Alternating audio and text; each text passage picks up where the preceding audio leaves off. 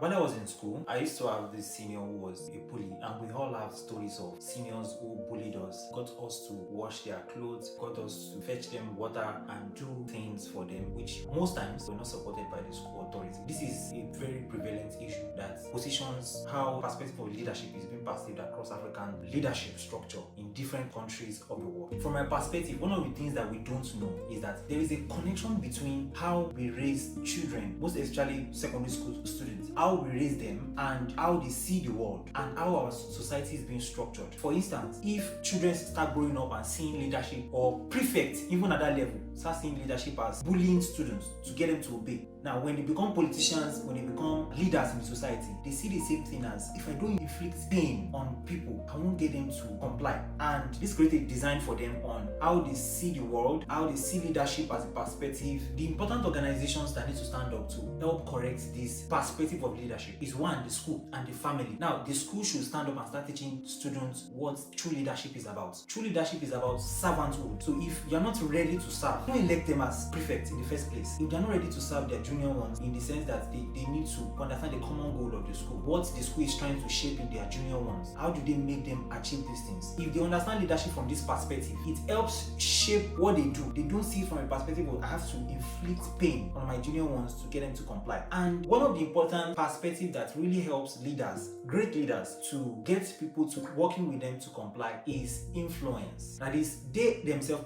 they have to become a mighty influence. Leadership is very simple. It's your ability to be able to influence someone, change their thoughts, change their habits or their way of life through your influence on them. So if you are able to influence someone's character through what they see you do or how they see you speak, how they see you act, you are in a way leading them. So leadership is not bullying, and this is the origin of where we see in the workplace today where CEOs turn to verbal abuse to get their staffs to comply. Why? Because they see it from the school system. When they were in school, a particular senior taught them that the only way to get them to fetch water is either to slap them, inflict physical violence on them, and they've seen it as a perspective, a way of life. So when it got to their turn, when they got into power, they had to replicate the same model. At this stage of life, especially during the secondary school life and early ages of children, they are forming perspective, forming how the culture they should adopt, the kind of lifestyle they should make use of, how they want to see the world. The two organizations that I've mentioned needs to come up and address these things, especially the family. So families should come together and see how they can detect traits that do not portray good leadership in their children. Probably they've learned it in school. So you should be able to detect when your child believes that physical bullying is really the way to